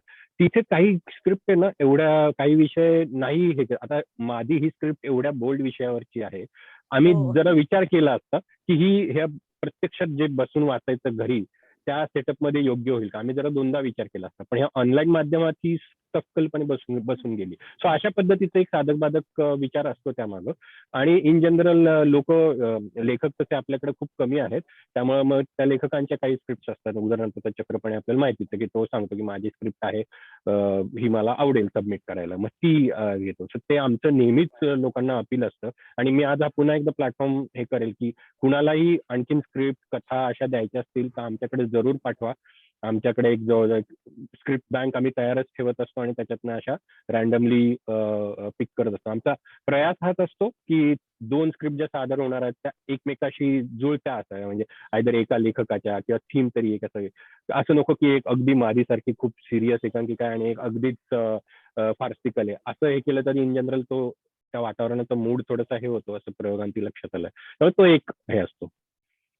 आता दुसरा प्रश्न तुला असा की कलाकार ठरवणं किंवा दिग्दर्शन कोण करणार, हे जो तुम्हाला स्क्रिप्ट देतो की ही माझी स्क्रिप्ट, म्हणजे तो लेखक तो असू दे किंवा इतर कोणी लेखक असू दे, पण हे डिसिजन तुम्ही कसं काय घेता? सो जनरली असंच होतं की जो स्क्रिप्ट देतो ना तोच म्हणतो की मला आवडेल दिग्दर्शन करायला. पण बऱ्याचदा असंही झालंय की ते म्हणतात की नाही मला वेळ नाही किंवा मला जमणार नाही. मग त्यावेळेस आम्ही अपील करतो लोकांना की कोणाला इंटरेस्ट आहे का. आणि जनरली दिग्दर्शकांची नावं तर असतातच, लोक तयारच असतात. कलाकार मिळवायला जरा प्रॉब्लेम होतो दरवेळेसच. कारण कसं होतं की ज्या आता आपण तुम्ही बघतात की अगदीच सादरीकरणाकडे जातं. त्यामुळं अगदी सुरुवातीच्या ज्या होत्या त्या वाचनात काय की लहान मुलीचं जरी असलं तरी any female would read it, कारण ते आपण घरीच बसलो आहेत असं चाललं होतं. पण आता we try to match all the roles to their appropriate characters.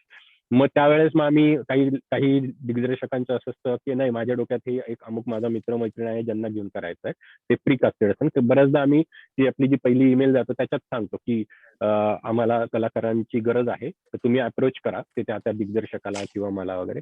तर तशी एक प्रोसेस आहे. पण थँक्यू हा प्रश्न विचारल्याबद्दल, कारण हे सांगायचं पण होतं बऱ्याचदा आणि ते राहून जातं. नाही, कारण काय आहे तुला सांगू का की दरवेळेला खरंच स्क्रिप्ट पण चांगले असतात, डायरेक्शन पण छान असतं आणि कलाकार पण छान असतात. मग हे खरं म्हणजे ऍक्च्युली सगळं जमून येणं काही वेळेला फार कठीण असतं. आता आजच्याच 2 स्क्रिप्ट धरल्या तर तशा थोड्याशा सिरियस आहेत, विचार करण्यासारख्या आहेत. तर ह्यात तुम्ही म्हणजे मला असं झालं की आनंद काकांनी अंजलीला आणि तिच्या मिस्टरांना सिलेक्ट केलं, तर हे की दुसऱ्या कोणी केलं, म्हणजे असे तुमच्या डोळ्यासमोर कोणतरी असतील ना की नाही ही भूमिका करायला ही व्यक्ती योग्य आहे. राईट राईट राईट असं सो कारण आजचं बरोबर मी जेव्हा इथे बसवते ना इंडियामध्ये नाटक म्हणा किंवा एकांकिका, तर जेव्हा मी संहिता वाचते, माझ्याकडे जेव्हा कोणी आणून देतं की हे आपण बसवूया म्हणून, तेव्हा मी सगळ्या दृष्टीने विचार करते की बाबा ही भूमिका ह्या व्यक्तीला योग्य ठरेल का, ही ते व्यवस्थित करू शकेल का, हिला यात काही अडचण येणार नाही ना ह्या व्यक्तीला, अशा तऱ्हेने मी विचार करते. आणि बरोबर ती व्यक्ती म्हणजे माझं असं असतं की ज्या व्यक्तीला मी ही भूमिका देईन तिने खरोखर मनापासून अगदी त्या आपल्या भूमिकेवर विचार करावा पहिला. बरोबर आणि हीच प्रोसेस मग इकडे ती पण सादर फॉलो केली. केली जाते आणि ते हा तसं होतच तेच मला विचारायचंय की बरोबर इथे अजून हा कोणीतरी मला हे केलेलं आहे मोना मोना मोना तुम्हाला बोलायचं असेल तर तुम्ही बोलू शकता. तृप्ती तू पण आणि तुमचं माईक ऑन तृप्तीलाही बोलायचंय. हा नमस्कार नमस्कार कॉंग्रॅच्युलेशन्स आणि खरोखर थँक्यू व्हेरी मच कलाला पण तुम्हाला पण अवधूत आणि तुमचे हे सगळे कलाकार म्हणजे अमेझिंग आहात तुम्ही. इतकं समाधान वाटतं. हे दोन्ही असे जे रिडिंग्स होते ना म्हणजे नाटकाचा संबंध आपल्याला स्टेजची पण गरज वाटत नाही एवढं फक्त दोन तुम्ही म्हणजे you taken it to the next level हा संबंध ह्या पॅन्डेमिक मध्ये. आणि मला एक सांगायचं होतं की हे दोन्ही नाटकांमध्ये एक ते तुम्ही म्हणता ना की काहीतरी साधारण एक हे असायला पाहिजे, त्याच्यात असं दोन्ही बायका कसे शेवटी म्हणजे आधी सुरुवातीला they are very confident self confident आणि मग ते कसे कुठेतरी त्यांचा वीक पॉइंट असतो आणि मग दॅट इज वेअर दे त्यांना जी गरज वाटते की आपल्याला हवे कोणी असं. So that was beautiful I thought. Thank you very well done. खूपच सुरेख आणि thoroughly enjoyed. Thank you so much. Anjali आणि खूपच मस्त होतं. Chemistry was fantastic. Yup Anjali Trupti पण दोघांची I really loved it. I know Anjali personally म्हणून मला आणखी वाटलं. There was a added connection. Thank you Lovely. Fabulous. Thank you so much. खूपच मस्त होते परफॉर्मन्सेस ॲज युजल नेहमीसारखंच. पहिल्या ह्याच्यातलं ते बॅकग्राऊंड आणि ते खूपच मस्त वाटत होतं आणि असं एकदम असा जुन्या मूव्ही किंवा असा इफेक्ट येत होता की तुम्ही तुमचे पण पिक्चर्स असे ब्लॅक अँड व्हाईट केले होते अलॉंग विथ द बॅकग्राऊंड. आणि शेवटचं पण जे होतं की त्याच्यात पुन्हा कलर तुम्ही आणला आणि पुन्हा पहिला सीन जसा होतोय की म्हणजे पुन्हा पहिलाच डायलॉग की ती गाडी कधी येणार आहे वगैरे. त्याच्यामुळे असं होतं की मे बी असे त्यांना हे सगळं बोलायचं होतं पण हे सगळं मनातच राहून गेलं, असं काहीतरी त्याच्यातून इफेक्ट आला चांगला. एक अनिरुद्धच्या कॅरेक्टर बद्दल असं होतं की त्यांनी असं एकदम काम आणि असं शांत हे पोर्ट्रे केलं होतं ना, तर असं तुम्ही काही विचार केला कारण तो तसंच आहे. तसंच आहे. म्हणजे ती स्क्रिप्ट नुसती जर बघितली तर असं ती सेम वेगळ्या वेगळ्या प्रकारे करता येतं ना. म्हणजे तो असाच कुणीतरी स्वतःहून ओळख काढायला आलाय म्हणजे थोडासा अग्रेसिव्ह पर्सनॅलिटीज आपण करू शकतो किंवा एकदम शांत सुद्धा करू शकतो. तर असं तुम्ही काही विचार केला होता का वेगळा?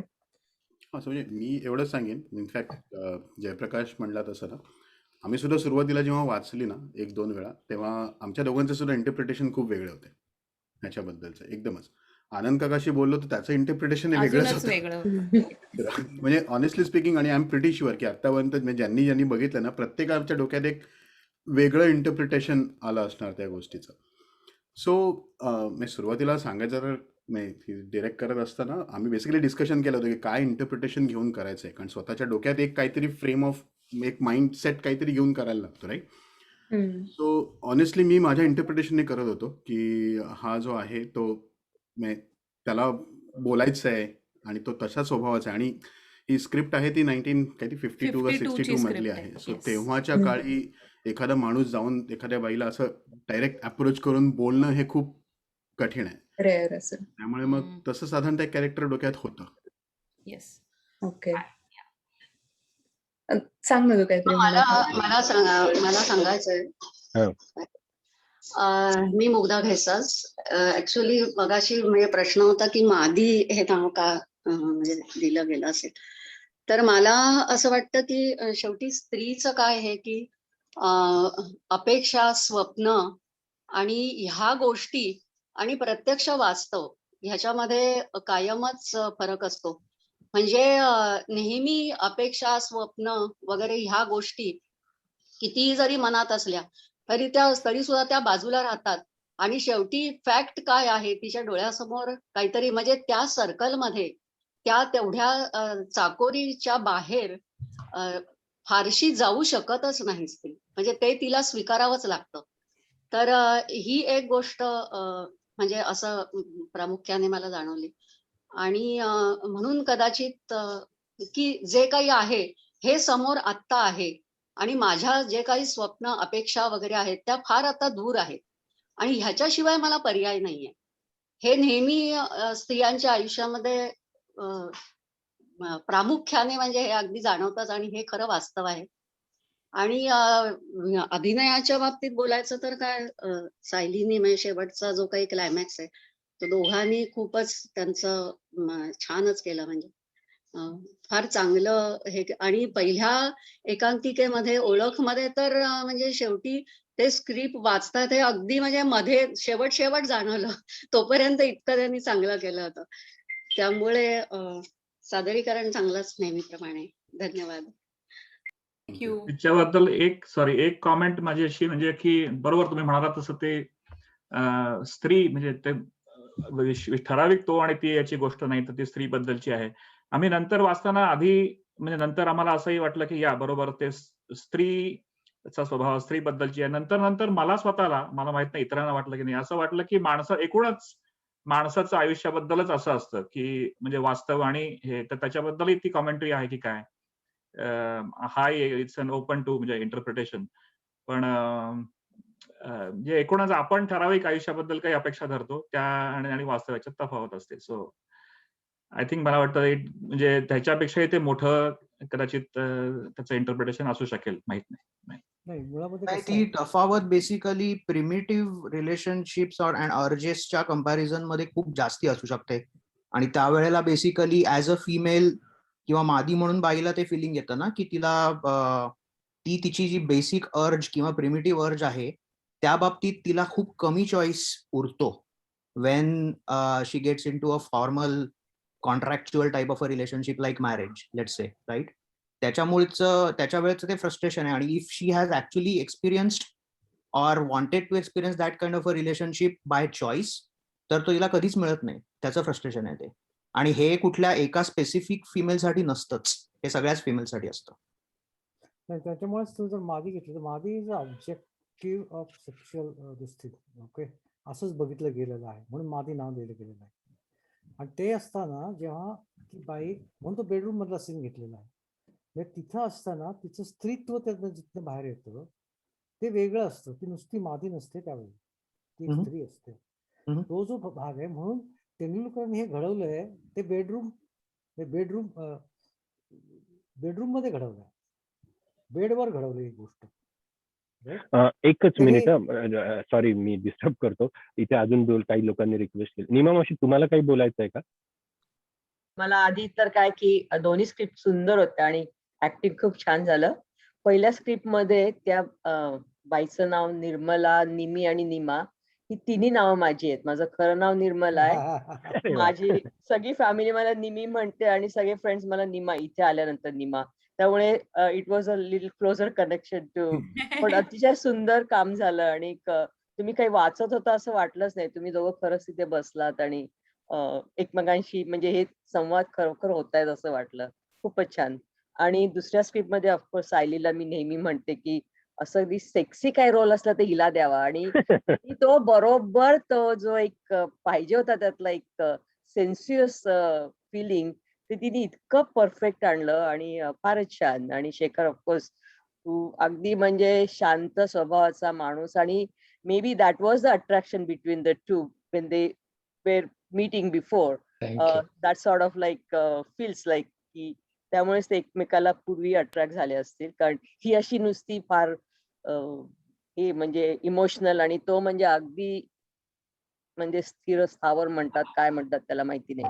माझ्याकडे तुमच्या इतके छान छान शब्द नसतात, पण मी सांगते. आणि दुसरं एक सांगायचं म्हणजे कोणी नाटक बसवत असलं आणि त्याच्यात टिळकांचा रोल असला तर जयप्रकाशला द्या. तो अगदी टिळकांसारखे मिशा काढून बसतो. हो खरंय, यावेळेस त्यांनी केलंय तसं. तो कलापचा अगदी इन्स्पेक्टर तसा दिसतोय.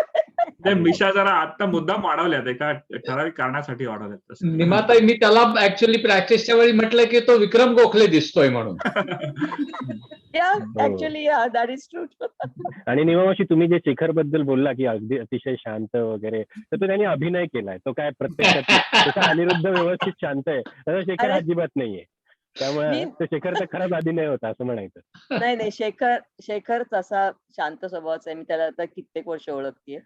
पण नाही, ऍक्च्युली तुम्ही हे काढलात. आमचं खूप डिस्कशन झालं की हे आता कोणीतरी आधी म्हणालं तसं की इंटरप्रिटेशन, हा अनिरुद्ध म्हणाला तसं की नेमकं कसं व्यक्तिमत्व आहे, आणि त्याच्यात आमचं खूप मतभेद पण झाले. म्हणजे जयप्रकाशच्या मते की तो असा फिलॉसॉफिकल माणूस आहे आणि त्याने ठरवलंय की मला काय महत्वाकांक्षा ठेवायची नाहीये, माझ्याजवळ जेवढं टॅलेंट आहे ते मला माहिती आहे, पण मला यशाच्या मागे धावायचं नाहीये. पण मला त्यातले बरेचशी वाक्य आणि शब्द वाचून मला असं वाटलं की त्याच्यापेक्षा जास्त कन्सिस्टंटली तो एक लुजर आणि छोटा माणूस असं दाखवणं जास्ती सोपं. मला तसं जास्ती वाटलं की म्हणजे ती म्हणते त्याला तसं की महत्वाकांक्षा नाही, तुला छोटं राहण्यातच हे आहे. ते पण त्या मादी असण्याचं, नाव असण्याचं हे आहे. पण मला वाटलं की प्रॉबॅबली तो खरोखरच तसा माणूस आहे की आणि तुम्ही अट्रॅक्शनचं जे म्हणालात ते मला पण तसंच वाटलं की अपोजिट्स अट्रॅक्ट सुरुवातीला असतं तसं त्या दोघांमध्ये सुरुवातीला, कारण ती तशी जीवनातला आनंद घेणारी बाई आहे. पण मुकुंद सुरुवातीला म्हणाला तसंच she oscillates a lot, whereas he doesn't oscillate that much. He is a loser, more of a loser most of the times, असं मला वाटलं होतं. आणि म्हणून मी तसाच तो दाखवायचा प्रयत्न केला पहिल्यापासून. कितपत जमला कल्पना नाही, पण तसा माझा प्रयत्न होता. मला असं वाटलं सॉरी शेखर, तू एका वेळेला इतकं सुंदर तुझं आपोआप आलं का नाही माहिती नाही ते फिलिंग तोंडावर, पण ती अशी सारखी सांगत होती की तू मला जवळ घे, आणि there was a movement at least तुझ्या ऍक्शन वरून असं वाटलं की he is going to do it, आणि त्यांनी केलं नाही. पण I don't know if that was the intention. Thank you, मी घेतो क्रेडिट. काय आता मला आठवत नाहीये, पण घेईन क्रेडिट मी. Thank you very much. तृप्तीच्या पण प्रश्नाला उत्तर द्यायला आवडेल की ॲज अनिरुद्ध सेट की आम्हाला दोघांनाही खूप वेगळं वाटलं होतं सगळं, आणि आम्ही दोघांनी मग असं ठरवलं की त्याला जे वाटतंय ते त्याने करावं. त्याला त्याच्या मनात जे कॅरेक्टर तयार झालंय, माझ्या मनात जे कॅरेक्टर तयार झालंय की मला असं वाटलेलं की हा माणूस रोज येतो, probably he is one of her family members, he goes through this trauma, आणि मग दिस इज हाऊ शी ट्रीट्स, कारण ती म्हणते मी जाते पण शी नेव्हर लिव्स. तो असा एक थोडासा अप्रोच मी घेतला होता. आणि आनंद काकाने जेव्हा त्याच्यासमोर जेव्हा मी पहिल्यांदा प्रेझेंट केलं तेव्हा त्याने अजून एक खूप सुंदर त्याचा व्ह्यू सांगितला की दिस कुड बी हर ड्रीम, आणि तसंच ठेवणं एवढंच आम्ही केलं. ब्लॅक अँड व्हाईट करण्यामागे तेच होतं की सुरुवातीचं नरेशन जे आहे कंसातला पार्ट तो हे करण्याकरता ते म्हणजे तो कुर्ला स्टेशनचा ॲक्च्युअल फोटो आहे तो, आणि प्लस ब्लॅक अँड व्हाईट ठेवणं ते केलं होतं. आणि म्युझिक त्याच्यात जे काही वर्णन आहे ते सगळं म्युझिकमधनं आणि ॲक्शन्समधनं एस्टॅब्लिश केलं होतं. सो ते थोडंसं आणि मग आनंद काकाने पण त्याच्यात खूप सुंदर फाईन ट्युनिंग, स्पेशली जो शेवट होता जे कलर केलं. So Trupti, thank you so much for observing it with so many details.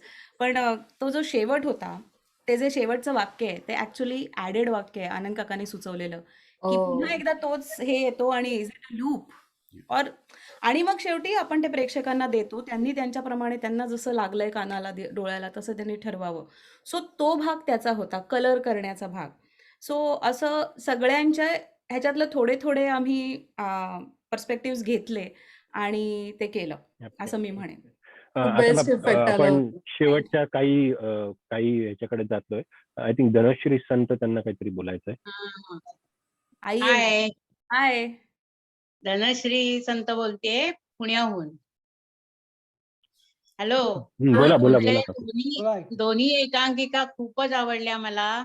अगदी जिवंत अभिनय आणि सगळंच, म्हणजे तुम्ही वाचताय असं वाटतच नव्हतं. ऍक्च्युअली सगळा आजूबाजूचं बॅकग्राऊंड वगैरे बघून तिथेच ऍक्च्युअल ती कथा घडतीये. अगदी मी त्या कथेत शिरले. मी मुंबईत असल्यामुळे मला सण, गोंधळ, राम सगळं माझ्या डोळ्यासमोर उभं राहिलं. इतका जिवंत अभिनय वाटला. आणि तो आणि ती मध्ये सुद्धा त्यांचे जे चेहऱ्याचे आणि आवाजातली तार आहे, त्याच्यामुळे ऍक्च्युअल त्यांच्या कुठे खंडाळ्याला कुठे गेले होते तिथलं सगळं जिवंत चित्रण उभं राहिलं. आणि त्यांचे सगळ्या भावना सुद्धा त्यांच्या अभिनयातनं छानच व्यक्त होत होत्या. दोन्ही टीम्सचं अभिनंदन, सगळ्यांचं अभिनंदन. थँक्यू. डायरेक्टर जे कोण आहेत, हे करणारे, त्यांचं मॅनेज करणारे, त्यांचं सगळ्यांचं अभिनंदन आणि धन्यवाद. थँक्यू. बोलायला दिल्याबद्दल. Thank you very much. शेवटी मला एकच सांगायचं सगळ्यांसाठी की आपल्या ज्या ईमेल्स जातात त्या ईमेल्सला नक्की प्रतिसाद द्या. कलाकारांचं अपिलिंग असतं किंवा गरज असते त्याला. जेव्हा तुम्ही ईमेल देता तेव्हा व्यवस्थित ईमेल टाईप करा. बऱ्याचदा लोकांच्या ईमेल काहीतरी अशा ईमेल चुकल्या जातात, सो त्याच्यामुळे मग तुम्हाला लिंक मिळू शकत नाही. सो नेक्स्ट टाइम जेव्हा ईमेल त्या फॉर्मवर देतात तेव्हा न चुकता ईमेल टाईप करा. थँक्यू पुन्हा एकदा या सगळ्या सपोर्टसाठी. असं अवधूत, मला एक फक्त सांगायचं आहे की सायलीने 2 दिवसाच्या प्रॅक्टिस वरती आम्हाला जो काही सपोर्ट केला त्यामुळे सायली पण भिडे. खूप गोष्टी. सायली सायली भिडे, हा, इथे तू पण सायली भिडे. सो तिने सुद्धा त्यातल्या त्यात सगळं कठीण होतं तिला तिला पण समजायला. एवढं छान प्रोजेक्ट मस्त वाटलं. येस, सो तिलाही Thank- खूप खूप थँक्स. मी तिला सुरुवातीला thank you. Sayali good Thank you. Job, खूपच छान, मस्त. आता अगदी तिने ह्याच्यात सहभाग घेतला आहेस, किती छान. ही सुरुवात आहे. हो. थँक्यू. सो आजचा इव्हेंट आपला हा असाच मी त्याचं रेकॉर्डिंग केलेलं आहे आणि काही दिवसात रेकॉर्डिंग वेबवर येईलच युट्यूबवर. सो आपल्या युट्यूब चॅनलला नक्की सबस्क्राईब करा आणि आपण असंच पुढच्या महिन्यात भेटत राहू. टिल देन सगळ्यांनी काळजी घ्या, स्टे सेफ. इथे आणि इंडियामध्ये केसेस खूप वाढले आहेत. सो आपल्या इंडियातल्या ऑडियन्सला पुन्हा एकदा विनंती की stay safe, follow all the rules, protocols आणि let's keep talking. Thank you. Take care. Thank you. Yeah. Thank you. Bye bye. Thank you. Good Bye. Night. Thanks.